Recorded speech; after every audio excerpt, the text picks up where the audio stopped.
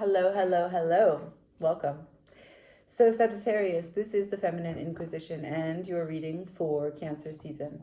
We're going to go over exactly what it means for you to reconcile, consolidate your energy, your light and your dark, right? As the two horses present themselves in the chariot. It is about self-acceptance and it's about becoming whole. So let's just see what's coming towards Sagittarius for Cancer season. And if I didn't say, this is the Feminine Inquisition. And I've got 5 planets in Sagittarius.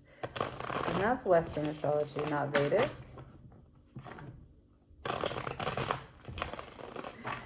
Yep, 5.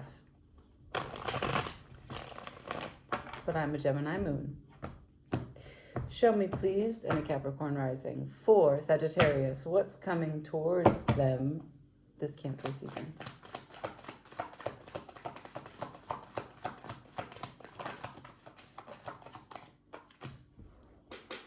We have the Ace of Pentacles and the Moon, followed by the Queen of Swords, with the 6 of Swords at the bottom of the deck, the 9 of Swords, the 7 of Swords. Ooh. All right. Moon is at the center of the read. So there's an opportunity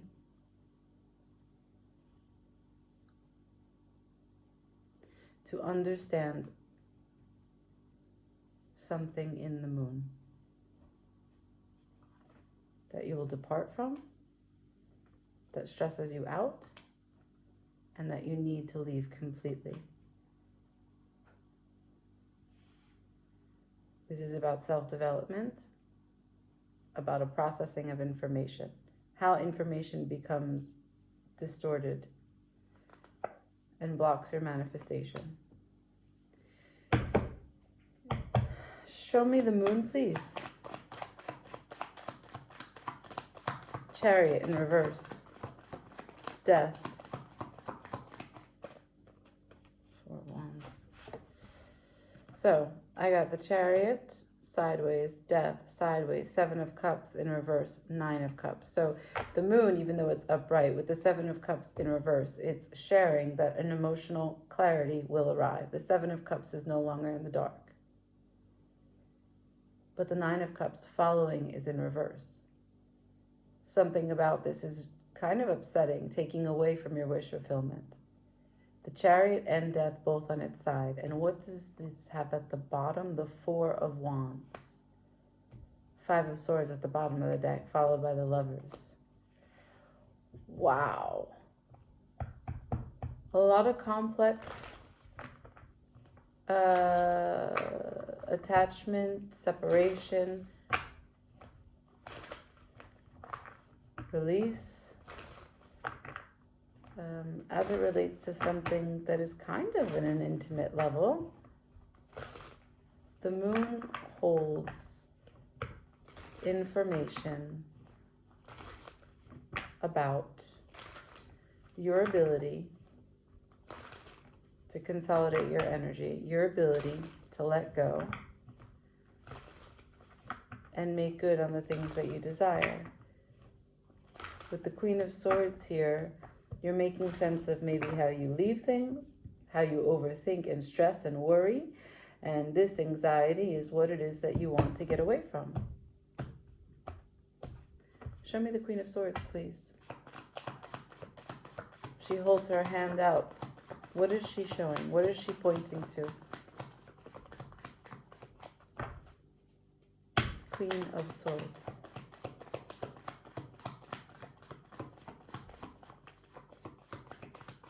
Card fell between the Chariot and the Death. We have the Ace of Swords again on its side, waiting for the truth. The devil plaguing you, lying to you. Everything about your tree of life, your connection, your network, your surroundings, your environment. Show me the 6 to the 9 to the 7 of Swords. This process of information getting distorted. 6 to the 9 to the 7, please. The Queen of Wands upright, that's you, marking that this is the Sagittarian process. There's something about confidence, there's something about not enough effort, there's something about resistance, and then there's something about the Empress, followed by the Five of Pentacles. So what is it that you don't feel worthy about? What is it that stops you to the point where you can't give anything and start doubting everything that you've done up until this point? All right, we'll put those back in and we'll just ask what this is in regards to. All right. Can you show me what is this in regards to? The Page of Cups, the King of Pentacles, the Star, and the Hermit. Oh, this is the dream of healing a relationship with some king. The emotional immaturity either of that king or the way in which you relate to each other. With the Hermit here, it suggests that healing can happen on both sides. But it's not your suit, right? So if you showed me the Queen of Swords, this is a King of Pentacles, so perhaps there's a breakdown in communication. You also showed me the Queen of Wands, not the same suit as the King of Pentacles. So the way in which you relate to each other is not, it's not that it can't happen, but it's just susceptible to swing and a miss. Now, I've got at the bottom of the deck, Two of Wands. So there is a choice that's on the table. Five of Cups. Shoulda, woulda, couldas, sadness, looking back. This is a card about spending time in the present, looking at the past. Who and what? Who looks into the past and what is in the past? I don't know. Ace of Cups, followed by the Ten of Cups. Let's change decks. Let's get a little bit closer. Let's learn a little bit more about the Four of Wands. Because if we're talking about a relationship, which it seems to me now that it is, it might be one that's here now. I'm not sure. I can't really see it. It seems a little distant. But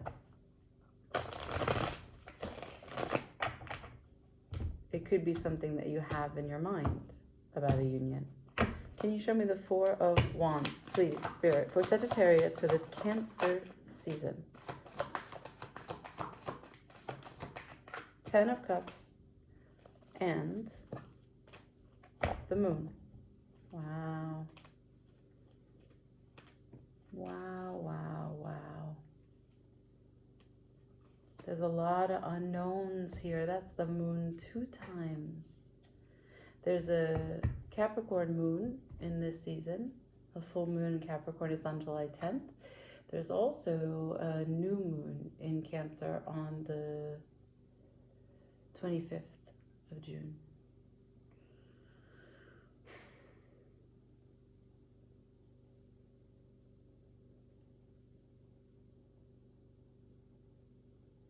Ten of Cups to the Moon, with the Six of Swords again at the bottom of the deck. So there's a departure, but I don't know if you depart from something of your own behavior, emotionality, or there's actually a departure within this connection. So there's love here because the Ten of Cups is here. There's a sense of family, a sense of home, but there's something unknown about this union. Can you clarify the Six of Swords as it has to do with this moon, please? What's unknown about the departure? The Ace of Wands, the Five of Cups, the King of Wands, and the Nine of Swords.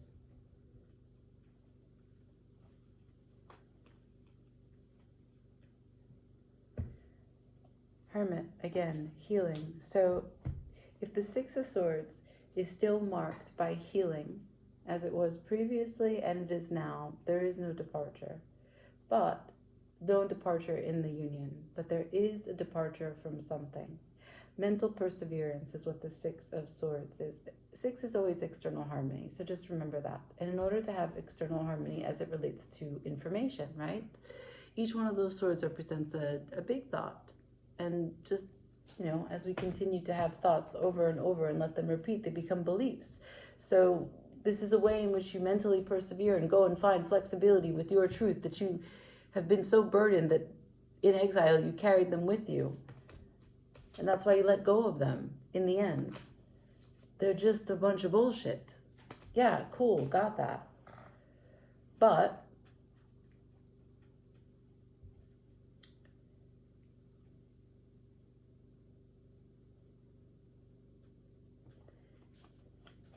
what's in the moon as it relates to the Six of Swords? We have a fresh start, a reinvestment. This is exciting. This is BDE. About the past. So there's big light there, yeah? And that is passion, that is purpose, this is invigorating, this is a very exciting energy, but it's as it applies to the past. Now, this card, as you see, his cloak is on the two that remains. So no matter what, this person is going to, because of what they've done up until this point, they're in between a rock and a hard place. And the real lesson here with this 5, the challenge is to recognize that we live on a spectrum.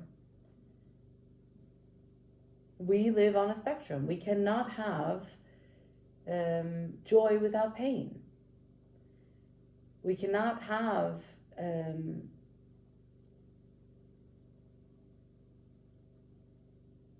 love without power. Freedom without fear.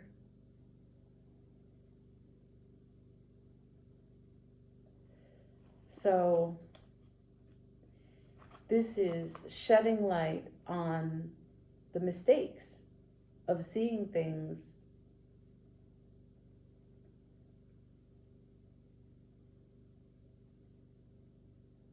in a way that doesn't allow for the entirety of the experience. For thinking that you can control your emotions as they are applied to experiences, past, present, and future. All this person really needs to do is take those cups into the water, purify this entire experience. That bridge connects him to the world that he feels so alienated by. Now, followed by... Let's say that's what happens, right? So the moon, what we cannot see about this union is that new light, new rebirth, new investment changes the experience because it's no longer in the past. But what I have next is the King of Wands, the divine counterpart to the Queen of Wands that's here. Perfect. But it's followed by the Nine of Swords.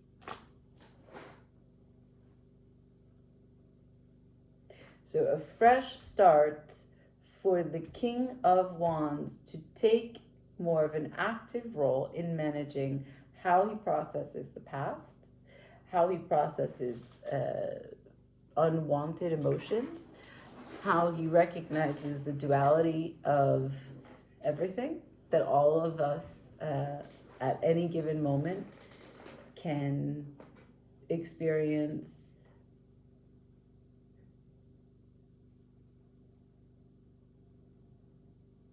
a multitude of emotion, feelings, thoughts, that we can feel multiple ways about a situation.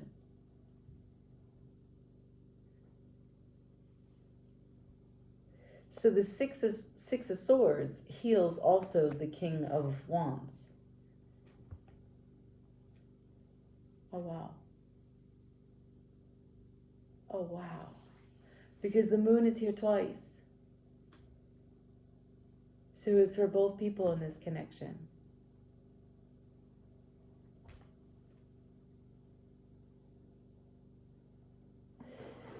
So, if we read this in two ways, for the two people, the moon person on the top, doesn't feel that there's progress being made, and is not sure if things are over, which is why the Chariot and the Death are sideways, and they hang over the Ace of Pentacles. So is this opportunity even real? Is it moving? Is it happening?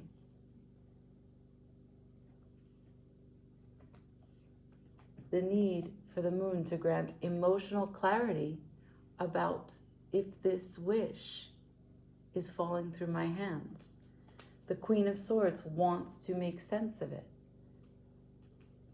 Underneath the Moon, the Four of Wands. So, how that was all fixed was the Ace of Swords. Clarity for the situation.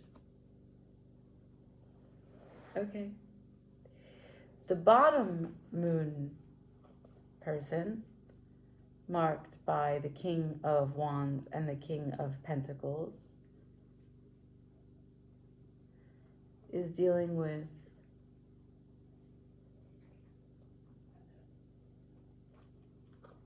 understanding better how they dwell on the past. So the Devil that's available for you, if you're the first Moon person, is in the waiting. And the Devil for the second Moon person is in using the past to set expectations for the future.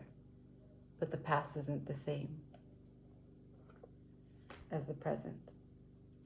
You know, that's the healing, that's the emotional maturity that the second Moon person goes through. Wow.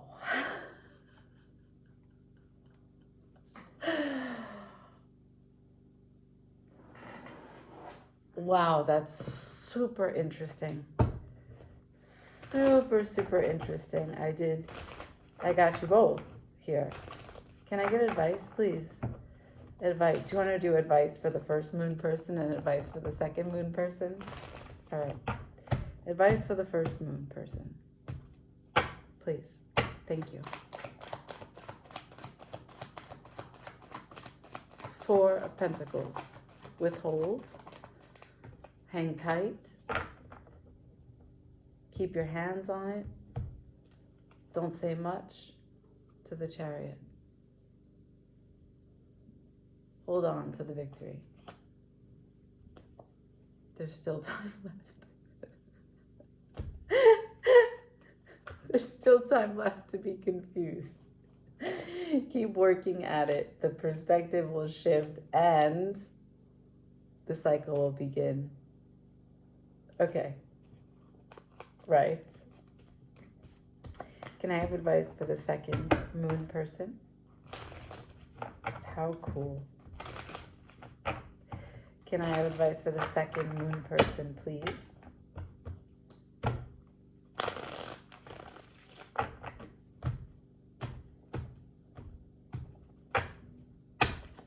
Second Moon person. Ace of Cups. Eight of Pentacles in reverse. High Priestess. Six of Pentacles. Okay, so let's talk about this.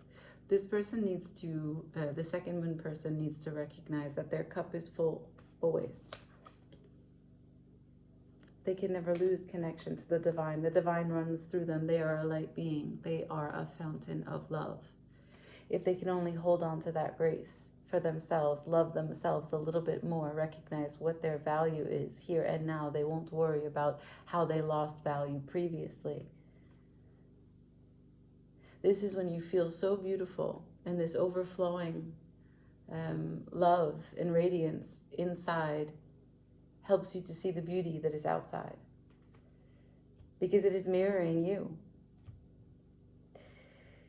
Also, maybe because the Nine of Swords was last, there's a lot of busyness about this person and they need to slow down. A lot of working, less work. Find calm, relax, tranquil. Perhaps spend a little bit more time reserved in the deep knowing, feeling into the intuition, trusting, having faith, connecting to divinity, inspiration, spirit, whatever it is. Even if it's just quiet. Even if it's just connecting to you, your breath. That's the guidance here. And finding balance. Balance on the day-to-day, the giving and taking. This is, for me, the way that this feels right now, this is the day-to-day of the stuff in the house, like the really mundane stuff. Finding balance in a way that takes care of you, right? Not doing the things on your lists, not creating more lists when you have a list, but taking care of you. What fills this? What on the day-to-day, on the everyday small little things can fill this? Slowly. Oh, super cool, Sagittarius. Amazing. So this Cancer season brings a real connection in terms of energetic alignment between two people who both have some things that they need to walk away from that cause anxiety and stress and overthinking. The first moon person is equally as sad, but their position is that they don't want it to go. And the second moon person, the perspective, like the vantage point, is not about whether or not they lose this. It's about whether or not they invest in it because of their past. So they're looking in two different directions. Interesting. Super interesting. Curious how that turns out. Like, share, comment, subscribe. Ciao.